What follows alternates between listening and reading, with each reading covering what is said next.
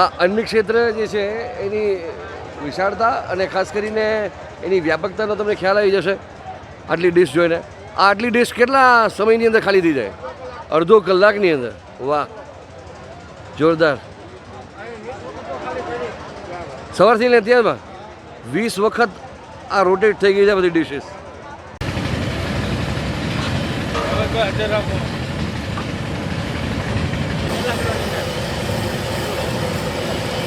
સો kilo 1 કલાકમાં? હા, 1 કલાકમાં.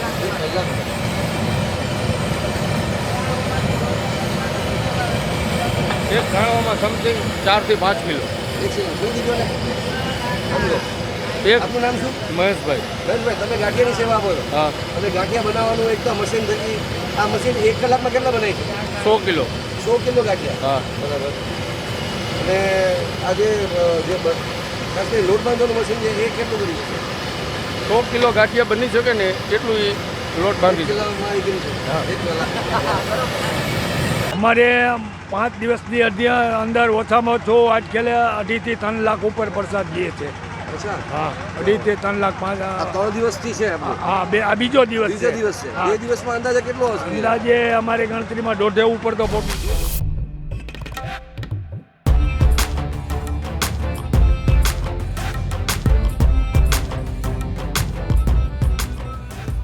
ગુજુ બોક્સમાં આપનું સ્વાગત છે. હું છું સમીર અને ગિરનારની લીલી પરિક્રમાના 36 કિલોમીટરના આ ટ્રેક ઉપર અત્યાર સુધીનો સૌથી મોટો મને પંડાલ એક જગ્યાએ દેખાણો. શ્રી ખોડિયાર રાસ મંડળ રાજકોટનો આ કેમ્પ. એકચ્યુઅલી એનો કેમ્પ એક જ જગ્યાએ સ્થાયી નથી હોતો. શરૂઆતમાં 2 થી 3 દિવસ જે છે એ ઝીણા બાવાની મઢી પાસે એમનો કેમ્પ હોય છે.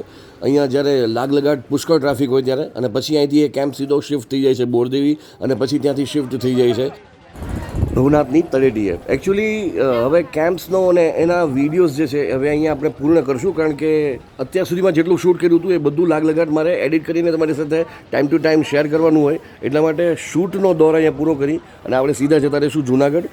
ઘણા લોકો એવો સવાલ કરતા હોય કે સમીરભાઈ, તમે પરિક્રમા આખી ખાસ કરીને બોરદેવી ને નળપાણી ઘોડીને ત્યાંનું કેમ નથી બતાવતા? તો તમારી જાણ ખાતર આપણે અગાઉના વર્ષોમાં જે કહે છે બોરદેવી નળપાણીની ઘોડી અને એનું શૂટ પણ બતાવેલું છે. દર વખતે પરિક્રમા આપણે અલગ એંગલથી કરીએ છીએ. ઈચ એન્ડ એવરી ટાઈમ પડાવ ટુ પડાવ પરિક્રમા નથી થતી હોતી. પરિક્રમાના અમુક જે નવીન પાસા હોય, કંઈક ઇન્ટરેસ્ટિંગ વસ્તુ હોય, ઇન્ટરેસ્ટિંગ એપિસોડ્સ હોય, તો એને આપણે રેન્ડમલી બનાવતા હોય છે, જેથી કરીને લોકોને દર વખતે પરિક્રમા કંઈક અલગ એંગલથી જોવા મળે. જય गिरनार. ક્યાં ગામથી આવો છો? અમદાવાદ. કેટલામી પરિક્રમા? 9મી. તમારી 28મી પરિક્રમા? કઈ સાલથી શરૂ કરી હતી? કઈ સાલથી તો હું 9 વર્ષ નહોતો ત્યારથી કરું. વાહ વાહ. આ આટલી પરિક્રમામાં સૌથી વધારે અલગ અનુભવ ક્યારે થયા? અલગ અનુભવ કંઈક તો થયું હશે ને? એ 5 પરિક્રમ પહેલા વરસાદ પડ્યો હતો. અચ્છા.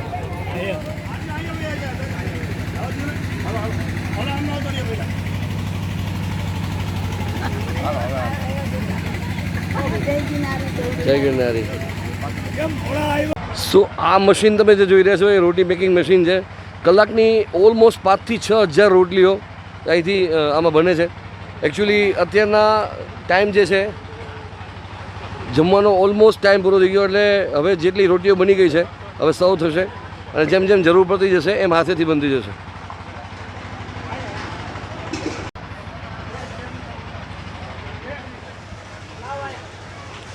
અહીંયા ઓટોમેટિક મશીનમાં ગાંઠિયા માટેનો લોટ બંધાઈ જાય છે, અને ત્યાં તમે જુઓ છો મશીનમાં ગાંઠિયા ઉતરતા જાય છે.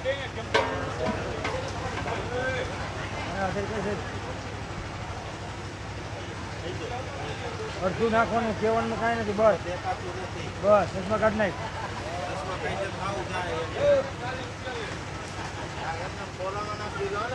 હા, નાખતું નાખ. ગુજુ બોક્સ. Thank you. અહીંયા ગાંઠિયાની સેવા આપવા માટે ત્રંબાથી ખાસ મિત્રો આવ્યા છે. ત્રંબાથી? વાહ.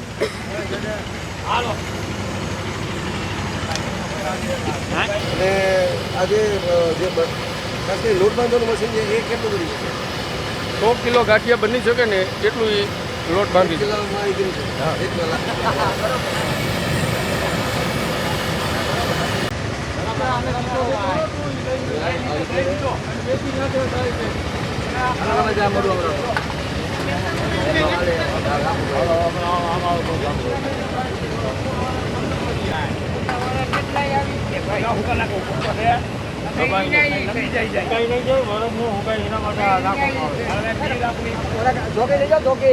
શું તમે જોઈ શકો છો આ 200 કિલો બટાકા જે છે ઓલરેડી સમારાઈને અહીંયા પડ્યા છે અને અહીંયા ઓલરેડી શાક જે તૈયાર છે જેમ જેમ જરૂર પડતી જાય અહીંથી શાક જે છે એ કાઉન્ટર ઉપર સબમિટ થતું જાય જતું જાય.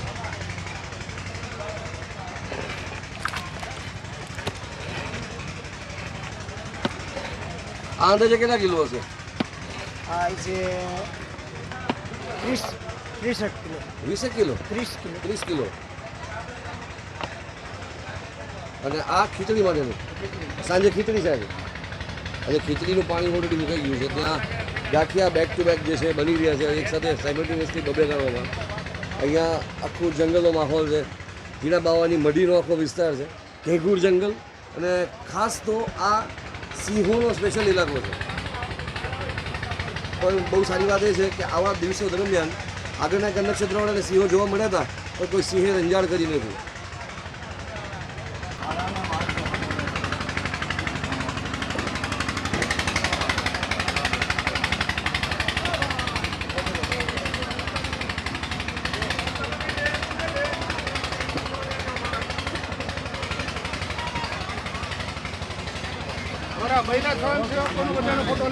હા જી. મારું નામ છે જાદવભાઈ મોહનભાઈ કાકડિયા, સીઆઈ ખોડિયાર રાસ મળે ચેરિટેબલના ટ્રસ્ટના પ્રમુખ છું. સીઆઈ ખોડિયાર રાસ મળે છેલ્લા 62 વર્ષથી ગરવા ગિરનારની પરિક્રમામાં મહાશિવરાત્રિના મેળામાં હરિહર માતાજીના પ્રસાદ રૂપે પ્રસાદ પીરસવામાં આવે છે.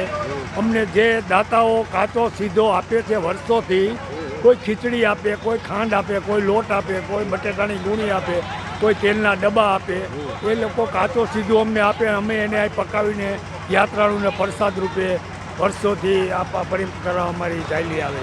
ગિરનાર ક્ષેત્રના સૌથી મોટા નક્ષત્રોમાંથી એક આપણું ગણાય છે. હા, મોખરે ઘણા 3 જગ્યાએ અમારે નક્ષત્ર ચાલુ હોય. ભવનાથમાં 5 દી ચાલુ હોય, મંડળ આખું આવી જાય જંગલની અંદર તો 3 દિવસ જેણા બાવાની મઢી, 2 દિવસ બોરદેવી અને વાં 5 દી ચાલુ હોય. અહીંયા પણ ચાલુ હોય. આજ સવારે 4 વાગ્યાથી નાસ્તો ગાંઠિયા મરચા અને ચા ચાલુ કર્યો હતો. 9 સાડા 9 સુધી ચા ગાંઠિયા અને મરચા પીરસવામાં આવ્યા હતા. અંદાજે કહેશો કે કેટલા લોકોની તૈયારી માનસિક રીતે રાખવી પડતી હોય? અમારે 5 દિવસની અંદર ઓછામાં ઓછો આજકાલ 2.5 થી 3 લાખ ઉપર પ્રસાદ દઈએ છે. લગભગ યાત્રાળુ કોઈ નાસ્તો કરીને જાય, બાકી કોઈ જમવામાં આવે. આમાં તો પવડા હાઈલો જ આવે છે. આમાં તો એવું ન હોય કે 10 વાગે નાસ્તો કર્યો તો 2-2:30 વાગ્યાનો અત્યારે પવા હાઈલો આવે. અત્યારે 3:30 ગયા તો હજી અમારે કાપી દેવો છે. 4 વાગ્યા સુધી તો કન્ટિન્યુ ચાલે. કેટલો લોટ અને કેટલું બધું તૈયારી રાખવું? એ તો બધું અમારે શુદ્ધ ઘીમાં મીઠાઈ બનાવવામાં આવે છે. ગોપાલ ડેરીનું, રાજકોટ ડેરીનું અમે 85 ડબ્બા ઘી. કઈ વસ્તુ હોય જમવામાં? ચોખા ઘીની ગુંદી હોય, સિંગ તેલના ગાંઠિયા આવે બનાવવામાં, રોટલી બનાવવામાં કલાકે 5 થી 6 હજાર રોટલી ફૂલકા દડા થઈને નીકળે. અડધી કલાકે 100 કિલો નાયલોન ખમણ નીકળે. ખીચડી શાક અને એ બધું ચૂલું ઉપર થાય અમારે. એ બધું ઘરમાં રોજની આઈટમ લાઈ આપવામાં આવે. અમારે નક્ષત્રની અંદર જે અમારા સંત સેવકો છે એનાથી અમે 24 કલાક સુધી તન મન ધનથી સેવા કરતા આવે. આ વખતે તમને કેટલા ટકા લાગે છે કે વધારે ક્રાઉડ છે? વધારે આજકાલ દેખાય છે, પણ આજકાલ એક દિવસ તો પબ્લિકને આવવા નહોતી દીધી. બરાબર. એટલે એના હિસાબે નકર ભેગું થઈ ગયું છે. નકર તો હું આવતી જાય પબ્લિક નીકળતી જાય.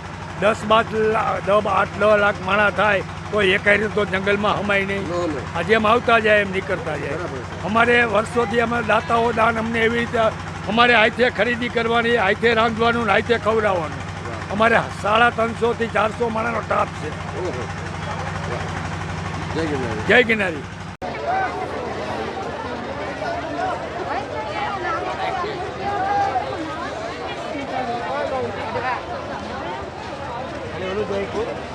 પાણી અને ચાની સેવા પણ અહીંયા ઉપલબ્ધ છે.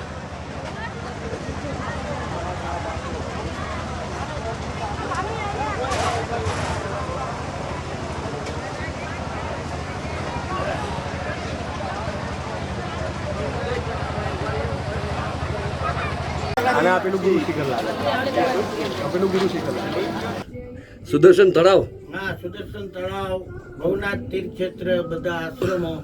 સુદર્શન તળાવ તો બહુ ઐતિહાસિક છે. હા, બિલકુલ એનો પણ બહુ ઉજળો ઇતિહાસ છે.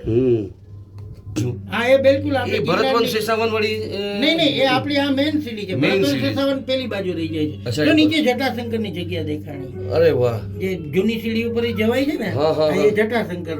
એ પાછળ જે છે હા, જે ગુપ્ત ગિરનારનું ગુપ્ત પ્રવેશ દ્વાર કહેવામાં આવે છે. ઓહો અને ત્યાં મહાદેવ ગુફામાં બેઠેલા છે. વાહ,